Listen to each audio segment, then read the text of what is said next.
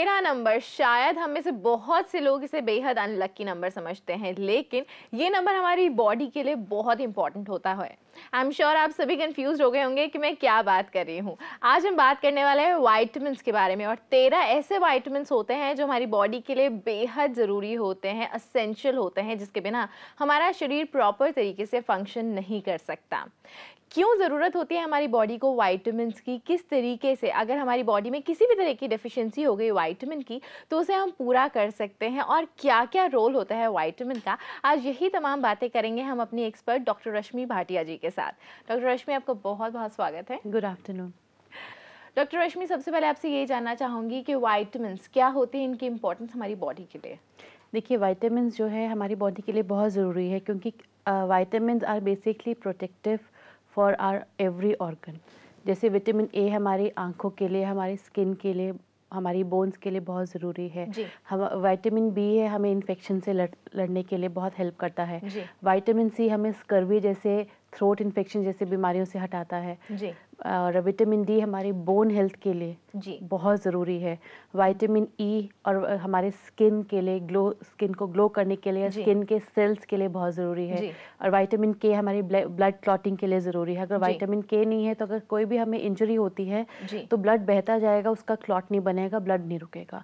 तो इसलिए सारे विटामिन बहुत ज़रूरी हैं। इनमें से कुछ फैट सॉल्युबल होते हैं, कुछ वाटर सॉल्युबल होते हैं। जो फैट सॉल्युबल होता है उसके साथ, उस विटामिन के साथ हमें थोड़ा बहुत फैट लेना ज़रूरी है, नहीं तो वो डाइजेस्ट एंड एब्जॉर्ब नहीं होगा।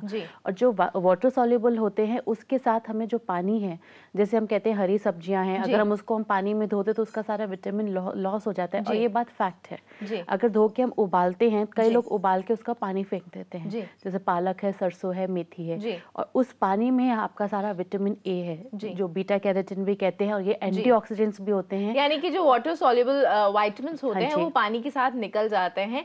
और इसी तरीके से जैसे कि डॉक्टर रश्मि ने बताया कि कुछ फैट सॉल्युबल विटामिन्स होते हैं जिनके एब्जॉर्प्शन के लिए बहुत ज़रूरी है कि किसी भी तरह का फैट इंटेक उनके साथ ज़रूर किया जाए। अभी नीरू जी हमारे साथ जुड़ गई हैं, उनसे जानते हैं उनका सवाल। जी नीरू जी, बताइए। Ma'am, good afternoon. Actually ma'am मेरे 2 क्वेश्चंस हैं। जी मैम, मेरी 6 मंथ पहले डिलीवरी हुई थी, उसके बाद मेरा स्टमक मतलब प्रॉपर ओवरऑल तो मेरी बॉडी एकदम फैट नहीं हुआ, लेकिन मेरा पेट बहुत ज्यादा निकल गया है। जी। और सेकंड मेरा क्वेश्चन है कि मेरी बेबी जो हुई थी, जब वो हुई थी तो वो बहुत गोरी थी, लेकिन अब तो एकदम ब्लैक हो गई है। मतलब जब होने के बाद वो 6-7 दिन बाद बहुत ही ब्लैक हो गई, अभी तक वो उसका कलर ही नहीं ठीक हो रहा है। मैं क्या कहूँ जी नीरू जी, तो नीरू जी के 2 सवाल हैं। पहला सवाल उनके खुद के लिए है कि बेली फैट कम नहीं हो रहा है, डिलीवरी को 6-7 महीने हो गए हैं।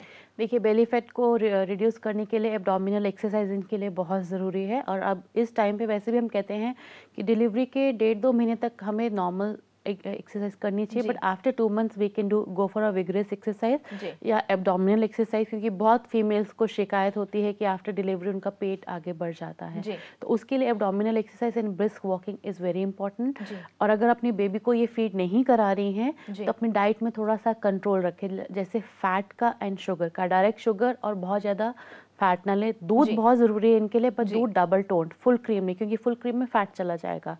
रहा इनकी बेटी की बात, क्या होता है कि बच्चा 2 साल तक अपने कलर वगैरह चेंज करता रहता है, तो इसलिए कोई परेशानी की बात नहीं है। बच्चे को नॉर्मल जो डॉक्टर ट्रीटमेंट बताते हैं, मालिश करना, साबुन से नहलाना करें, बहुत ज़्यादा धूप में ना रखें। जी बिल्कुल। और बच्चे का रंग कुछ भी हो, आपका बेबी है तो आई एम श्योर आपको बेहद खूबसूरत लगेगा, और बच्चे वैसे भी होते ही प्यारे हैं। और जैसे कि डॉक्टर रश्मि ने बताया कि बहुत ज़रूरी है आप थोड़ा सा अपनी डाइट पे कंट्रोल करें। अगर आप अपनी बेबी को फीड नहीं करा रही है, एक्सरसाइज को, एब्डोमेन एक्सरसाइज को ज़रूर अपनी दिनचर्या में शामिल करें। अभी एक और कॉल हमारे साथ जुड़ गई हैं, उनसे जानते हैं उनका सवाल। जी ऋतु जी, बताइए।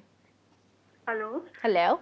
मेरा क्वेश्चन ये है कि लास्ट एपिसोड में डॉक्टर साहब ने कहा था कि वो जो ये विटामिन सी होता है ये वाटर सॉल्युबल होता है, निकल जाता है बॉडी में से। जी। तो मुझे ये पूछना है कि जैसे अब मेरे हस्बैंड है, 35 एज है, उन्होंने आंवले का इंटेक स्टार्ट किया है मॉर्निंग में, तो उसको पानी में मिला के पियेंगे तो फिर वो निकलने जाएगा विटामिन सी सारा। तो आंवले को मेरा क्वेश्चन ये कि किस तरह से लेना चाहिए। बिल्कुल ऋतु जी, आपका सवाल समझ गए। क्वेरी इनकी कि अगर वो वाटर सॉल्युबल है तो क्या पानी में मिला के लेते हैं तो देखिए क्या होता है, वैसे तो हम कहते हैं कि विटामिन सी को हम, जैसे सिट्रस जूस है, या आंवले का मुरब्बा है वैसे लें। बट कई बार क्या होता है लोग ले नहीं पाते, तो अगर हम उसको पानी में ले रहे हैं तो क्या होता है कि पूरा वॉश आउट नहीं होता है, ऑलमोस्ट 20 से 30% वॉश होता है। तो इसीलिए ऐसा नहीं है कि तो पूरा वॉश हो गया तो अवेलेबल नहीं है बॉडी में, अवेलेबल होता है अप्रॉक्सीमेटली 80%। इसलिए घबराने की जरूरत नहीं। जैसे मैंने ये भी बोला था कि अगर हम एक पूरा आंवला ले ले तो हमारा पूरे दिन का विटामिन सी की जो रिक्वायरमेंट है वो पूरी हो जाती है। तो अगर ये जूस में ले रही हैं, इसके अलावा जैसे हम नींबू पानी भी तो हम पानी में ही लेते हैं ना, तो जो एग्जैक्ट अमाउंट है उसकी जगह 100% की जगह 80% इज अवेलेबल।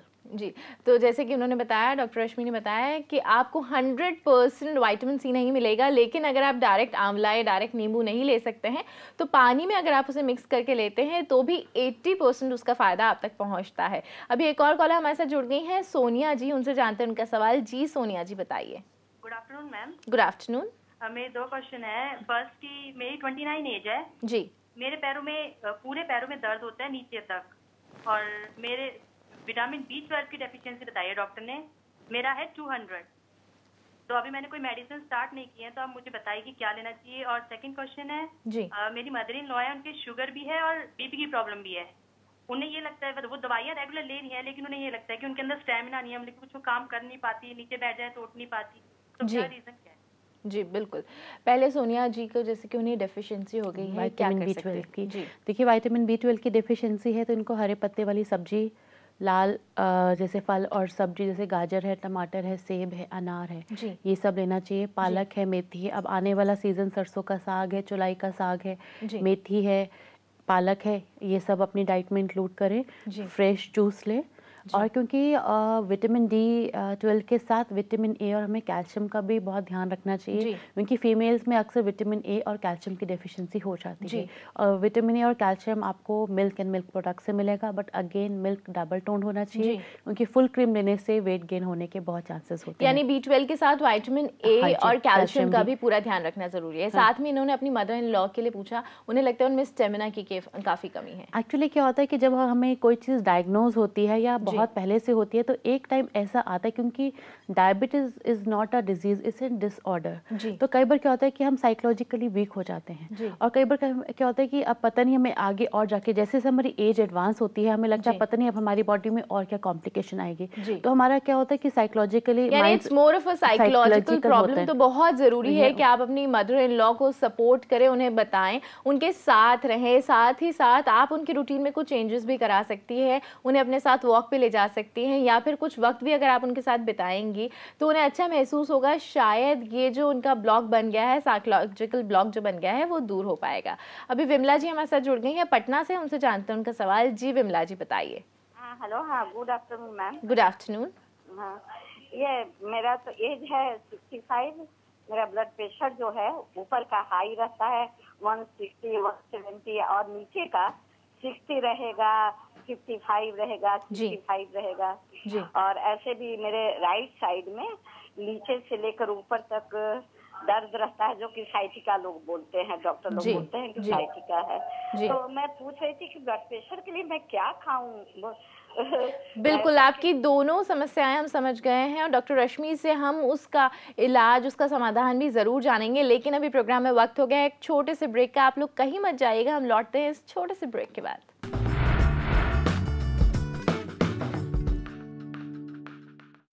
अगर आपके अंदर भी किसी भी तरह के विटामिन की कमी है तो बहुत ज़रूरी है कि आप अपनी डाइट को रेगुलेट करें, फाइबर रिच फूड लें, नट्स लें, साथ ही साथ ग्रीन वेजिटेबल, सीजनल फ्रूट्स को भी अपनी डाइट में ज़रूर शामिल करें। आज कॉल फॉर केयर में हम बात कर रहे हैं विटामिन इनटेक के बारे में, क्यों ज़रूरी होता है विटामिन हमारी बॉडी के लिए, और किस तरीके से नेचुरल सोर्सेज से, किस तरीके से डाइट के ज़रिए हम अपनी बॉडी में इस विटामिन की कमी को पूरा कर सकते हैं। ब्रेक पे जाने से पहले हमारे साथ एक कॉलर थी जिनका था सवाल अपने ब्लड प्रेशर को लेके, साथ ही साथ उनको पेन रहता है नीचे से ऊपर की तरफ बढ़ता है। जो देखिए जैसे इन्होंने बताया इनका ब्लड प्रेशर ऊपर वाला 160 170 रहता है, नीचे वाला 60 और 55 ऐसे रहता है।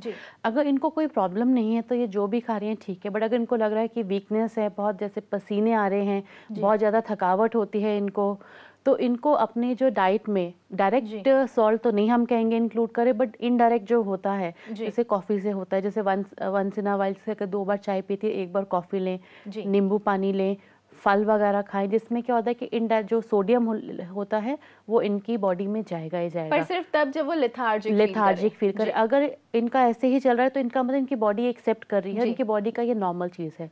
जो शैटिका का पेन बता रही है, इसके लिए तो इनको किसी फिजियोथेरेपिस्ट के पास जाना पड़ेगा, क्योंकि वो इनको फिजियोथेरेपी एंड एक्सरसाइज बताएंगे, उसके बाद ही वो दर्द ठीक होगा। जी, यानी कि अगर आपको वो पेन बरकरार रहता है तो आपको एक बार फिजियोथेरेपिस्ट के पास ज़रूर जाना चाहिए, कंसल्ट करना चाहिए, और जो भी एक्सरसाइज वो रेकमेंड करें उसको रेगुलर तौर पे ज़रूर करें। अभी दीपा जी हमारे साथ जुड़ गई हैं देहरादून से, उनसे जानते हैं उनका सवाल।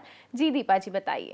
Good afternoon ma'am. Good afternoon ma'am, actually मेरा बेटा है आदित्य, 5 साल का है, और मैम मैं उसको मतलब हेल्दी खाना देती हूँ, जैसे स्प्राउट वगैरह, पपाया, फ्रूट सब कुछ देती हूँ, दलिया, दूध, लेकिन उसकी स्किन पे ना शाइन नहीं है, मतलब स्किन फेयर नहीं है उसकी, और आगे से हाथ भी ब्लैक है, वैसे बॉडी साफ है उसकी। जी, तो इनको लगता है कि वो डाइट तो पूरी दे रही हैं, अच्छी दे रही हैं, लेकिन फिर भी बच्चे की स्किन पे ग्लो नहीं है, हाथ भी ज़्यादा ब्लैक है। ये हो सकता है कि इंटरनल ऑयल की डेफिशिएंसी हो। कई बार क्या होता है, हमारे जो इंटरनल ऑयल्स होते हैं वो ठीक से प्रॉपरली सिक्रीट नहीं होते हैं। तो एक तो इनको बहुत अच्छे ऑयल की मसाज करनी चाहिए, और किसी स्किन स्पेशलिस्ट के पास जाके, जैसे कह रहे हैं कि हथेली बच्चे की काफ़ी काली है बट बाकी सब कुछ वाइट है, तो कई बार क्या होता है कि कोई पिगमेंट होता है, स्किन पिगमेंट या कोई चीज़ है जो इनके हथेली तक नहीं पहुंच रहा है, यानी कि स्किन स्पेशलिस्ट या डर्मेटोलॉजिस्ट के पास जाके ये उनसे पूछ सकती है। इसका डाइट से कुछ रिलेशन नहीं है। जी, तो जैसे कि डॉक्टर साहब ने बताया कि बहुत ज़रूरी है, आपको एक बार डर्मेटोलॉजिस्ट के पास ज़रूर जाना चाहिए। अभी एक और कॉल हमारे साथ जुड़ गई हैं लखनऊ से वर्षा जी, उनसे जानते हैं उनका सवाल। जी बताइए। मैम मुझे ये पूछना था, मेरी 30 एज है और मेरा 1.5 साल का आदित्य है। मेरा पेट बहुत वेजिटेरियन हुआ था, मेरा पेट बहुत ज़्यादा नहीं हुआ है, तो उसको कम करने के लिए क्या करूँ? और मेरे शरीर में दर्द बहुत ज़्यादा रहता है, थोड़ा सा भी उधर रख देती हूँ तो मतलब पूरे शरीर में, पैरों में बहुत ज़्यादा पेन रहता है। जी, कभी आपने अपने पूरे टेस्ट करवाए हैं वर्षा जी? क्या कुछ डायग्नोस हुआ है? नहीं, बस प्रेगनेंसी जो टेस्ट, बस वही टेस्ट, उसके बाद कोई नहीं करवाया। जी, तो जैसे कि इन्होंने बताया कि 1.5 साल का इनका बेबी है और परेशानी रहती है, इनको दर्द रहता है शरीर में। बेसिकली क्या होता है कि जब हम प्रेगनेंसी के बाद मदर बच्चे को फीड करती है तब तक वो कैल्शियम लेती रहती हैं, कैल्शियम सप्लीमेंट। बट हम जब अपने बच्चे को फीड करते हैं तो हमारी बॉडी का कैल्शियम काफ़ी लॉस हो जाता है। अगर हम कैल्शियम एक्स्ट्रा मात्रा में लेते तो जो हमारी हड्डियों का भी कैल्शियम रिजर्व होता है वो भी बेबी को चले जाता है, जिसकी वजह से हम जैसे ही फीडिंग छोड़ते हैं, ड्यूरिंग फीडिंग भी हमारे पूरे शरीर में दर्द शुरू हो जाता है। इसका मतलब हमारी कैल्शियम और विटामिन ए की डेफिशिएंसी है। तो जाके मैं यही कहूँगी कि गायनाकोलॉजिस्ट के पास जाके कोई विटामिन और कैल्शियम सप्लीमेंट लें। बाकी अपनी डाइट में मिल्क एंड मिल्क प्रोडक्ट्स है, स्प्राउट्स है, सोया है, बेसन और बेसन की चीज़ें हैं, वो ज़रूर शामिल करें। जैसे इन्होंने बोला कि इनका पेट भी बाहर निकला हुआ है, तो उसके लिए जैसे हमने पहले कॉलर को बताया है कि abdominal exercise and brisk walking बहुत ज़रूरी है। शुगर और फैट का इंटेक काफ़ी कम करें।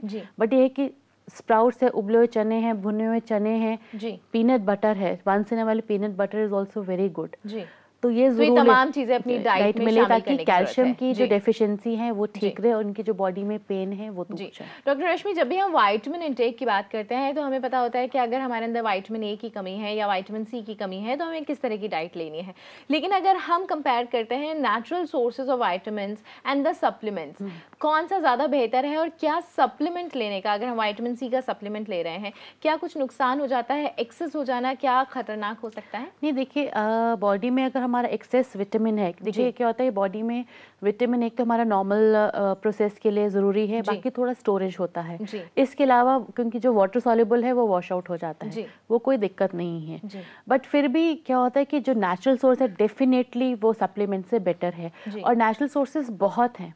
बट ये कि हम लोगों के पास जो हमारा एक लेम एक्सक्यूज होता है या हमारा एस्केपिस्ट एटीट्यूड होता है कि हमारे पास टाइम नहीं है तो सप्लीमेंट हम फटाफट गल्प डाउन कर लेते हैं और कोई दिक्कत नहीं होती। जबकि आजकल मार्केट में आप जाएंगे आंवला ही इतने तरह के हैं।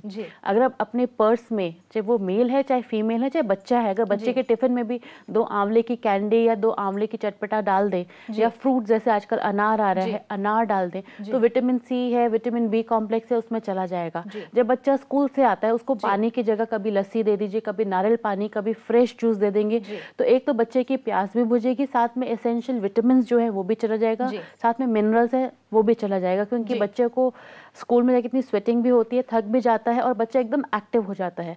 बट क्या होता है in any case natural sources vitamins के हमेशा बेहतर रहते हैं। अगर आपको डॉक्टर रिकमेंड करते हैं तब आप सप्लीमेंट्स की तरफ ज़रूर जाइए, लेकिन अगर आपके ऐसी कोई भी रिकमेंडेशन आपके पास नहीं है तो कोशिश कीजिए अपनी डाइट को ही रेगुलेट करें। इस तरह की डाइट अपनी बनाइए ताकि सारे विटामिन्स आपकी बॉडी में पहुंच पाए।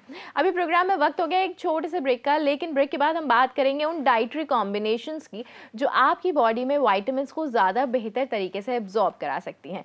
क्या होते हैं वो डाइटरी कॉम्बिनेशंस ये जानेंगे, लेकिन इस ब्रेक के बाद।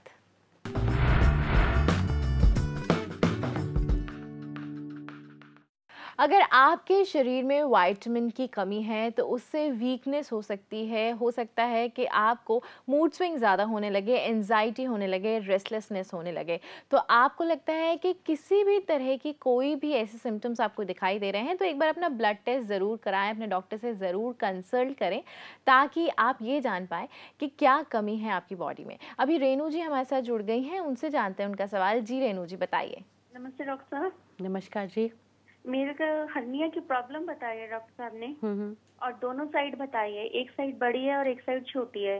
तो क्या ये प्रॉब्लम एक तो बिना ऑपरेशन के ठीक हो सकती है, और दूसरा अगर ऑपरेशन से ही ठीक हो सकती है तो इसके क्या क्या प्रिकॉशन ऑपरेशन के बाद मुझे लेने चाहिए जिससे बॉडी भी फिट रहे, पेट भी ना निकले और हर्निया भी ठीक हो जाए? बिल्कुल, हर्निया की प्रॉब्लम है, ऑपरेशन के बाद की एहतियात जानना चाहती हूँ। देखिए हर्निया के लिए ऑपरेशन तो ज़रूरी नहीं, तो वो बढ़ेगा ही बढ़ेगा। इसके बाद वही होता है कि जैसे नॉर्मल सर्जरी के बाद हम प्रिकॉशन लेते हैं, मिर्च वाला खाना नहीं, ज़्यादा तला हुआ नहीं, बहुत हेवी खाना नहीं, वो हमें 10-15 दिन थोड़ा अवॉइड करना चाहिए। जैसे सॉफ्ट एंड लिक्विड डाइट लेनी चाहिए, balance diet, good nourishment, fruits and vegetables हैं, वेजिटेबल खिचड़ी, वेजिटेबल पोहा, वेजिटेबल दलिया, हर 2-3 घंटे बाद कुछ ना कुछ लेते रहे ताकि थोड़ा सा लाइट भी रहे और जो अंदर की हीलिंग प्रोसेस है वो भी ठीक रहे। जी, क्या एक्सरसाइज को भी ये शामिल कर सकती हैं साथ में? आफ्टर देखिए 15 डेज वो डॉक्टर बता देंगे कि डिपेंडिंग अपॉन द स्टिचेस, क्योंकि वो तो डॉक्टर बता सकते हैं कि कितने स्टिचेस आए हैं, उसके बाद डॉक्टर ये बता सकते हैं, उसके बाद आप नॉर्मल जो डेली रूटीन है उसको फॉलो कर सकते हैं। चलिए इसी के साथ उमेश जी से बात करते हैं जो आगरा से हमारे साथ जुड़ गए हैं। जी उमेश जी बताइए। हेलो। हाँ जी मैम, मुझे ऐसा है कि मैं पिछले 4 साल से मेरे बाएं गाल पे जी बहुत पिगमेंट जैसा बहुत ज्यादा काला जैसा हो गया था जी। वैसे मैं सांवले रंग का हूँ, लेकिन बाएं गाल पर भी उसी तरह का हो गया है जी। बहुत सा दवा किया, टेस्ट वगैरह लगाया, फिर कुछ रामदेव जी का ये दिव्य वटी खाया जी, कायाकल्प वटी, लेकिन कोई फर्क नहीं पड़ा है जी। पिगमेंटेशन की समस्या है इनको, क्या डाइट से रिलेटेड होती है ये? क्या इस तरह नहीं, देखिए पिगमेंटेशन डाइट से रिलेटेड नहीं होती है। ये हो सकता है कि जैसे सपोज विटामिन ई की इनको थोड़ी काफ़ी डेफिशिएंसी हो, it can be possible but it's not 100%। तो इट्स बेटर कि किसी डर्मेटोलॉजिस्ट को संपर्क करना बहुत जरूरी है। विटामिन ई की कमी से भी ये हो सकता है, लेकिन एक बार अगर आप कंसल्ट करते हैं डर्मेटोलॉजिस्ट को दिखाते हैं तो वो बहुत अच्छा रहेगा आपके लिए।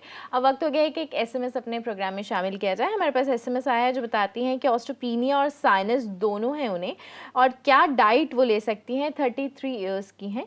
साथ ही साथ थोड़ा सा कंफ्यूज है डेयरी प्रोडक्ट्स को लेके कि क्या डेयरी प्रोडक्ट्स अपनी डाइट में शामिल करने चाहिए। नहीं देखिए, क्योंकि ऑस्टियोपेनिया है तो ऑब्वियसली इनको मिल्क एंड मिल्क प्रोडक्ट्स शामिल करने चाहिए, बट जैसे इनको साइनस भी है तो कोई भी ठंडी चीज़ नहीं, जैसे दही भी ठंडा नहीं, या जैसे खीर वगैरह बनाइए ठंडी नहीं, दूध भी ठंडा नहीं, मिल्क शेक्स वगैरह नहीं। तो जो नॉर्मल दूध है, एक तो यही कहूँगी कि डबल टोन दूध ले, क्योंकि ऑस्टियोपेनिया है तो कई बार क्या होता है कि वेट एकदम एक्सेस में बढ़ जाता है जी। तो वेट ना बढ़े तो हमें फैट इनटेक का ध्यान रखना ही पड़ेगा। मिल्क नॉर्मल लें, जैसे तुलसी और सौंफ वाला दूध ले सकती हैं, कॉफ़ी वाला ले सकती हैं, चाय पत्ती वाला। और इसके साथ ही मैं ये कहूँगी कि अपनी डाइट में स्प्राउट्स हैं, बेसन की चीज़ें हैं, ये सब इंक्लूड करें। सोया एंड सोया प्रोडक्ट्स यूज़ करें। भुना हुआ चना है, मूंगफली है, या रोस्टेड आपके गेहूँ है, इनको इंक्लूड करेंगे। इन तमाम चीज़ों को इंक्लूड करना बेहद ज़रूरी है। आखिर में डॉक्टर रश्मि आपसे ये जानना चाहूँगी कि जिन डाइटरी कॉम्बिनेशंस की हम बात कर रहे थे, कौन से ऐसे डाइटरी कॉम्बिनेशंस हो सकते हैं जो विटामिन इंटेक को, विटामिन एब्जॉर्प्शन को बढ़ा दें हमारी बॉडी में? देखिए डाइटरी कॉम्बिनेशन तो बहुत हैं, क्योंकि विटामिन ए जैसे मैंने आपको बताया, अगर हम दूध के साथ इसको गाजर में ले रहे हैं तो इसकी एब्जॉर्प्शन 100% है, क्योंकि बीटा कैरोटीन और जो आपका गुड क्वालिटी ऑफ फैट है आपकी बॉडी में एब्जॉर्ब हो रहा है। जैसे गाजर की खीर है, गाजर का दूध है या गाजर का हलवा है, बट अगेन उसमें खोया और चीनी ज़्यादा नहीं होनी चाहिए। साथ में जैसे वेजिटेबल पोहा बनाया है, उसमें अगर हम नींबू और टमाटो डाल रहे हैं तो हमारा जो पोहा है उसमें आयरन इनटेक इतना अच्छा, अगर हम इसके साथ स्प्राउट्स डाल दें तो आपका विटामिन ए और विटामिन सी प्रॉपर्ली साथ विटामिन सी का कॉम्बिनेशन होना बहुत जरूरी होता है। जैसे कैल्शियम के साथ फास्फोरस का होना बहुत जरूरी है। अगर हम इसको ले रहे हैं तो बहुत अच्छी तरह एब्जॉर्प्शन है। बट ये है कि अगर हम आयरन और विटामिन ए इकट्ठा ले रहे हैं या आयरन और कैल्शियम ले रहे हैं तो उसकी एब्जॉर्प्शन दोनों हिंडर करता है। तो जैसे चाय या कॉफ़ी के साथ हमें मिल्क एंड मिल्क प्रोडक्ट्स नहीं लेना चाहिए, दही नहीं लेना चाहिए, क्योंकि कैफीन भी एब्जॉर्प्शन को हिंडर करती है। यानी कि बहुत ज़रूरी है कि जो हम खाते हैं उसके कॉम्बिनेशंस को भी ध्यान में रखें ताकि बॉडी में, हमारे शरीर में ज़्यादा अच्छे से विटामिन्स एब्जॉर्ब हो पाएँ। तो बहुत ज़रूरी है, जैसे कि आपने बताया, कि बहुत सारी बातों का ध्यान रखना पड़ता है अपनी डाइट के बारे में, अपने कॉम्बिनेशंस के बारे में, क्या कैसे खाना है और क्या कैसे नहीं खाना है, ये बात जानना भी बहुत ज़रूरी हो जाता है। डॉक्टर रश्मि, आज आपने हमें इतना वक्त दिया उसके लिए बहुत बहुत धन्यवाद। You're welcome.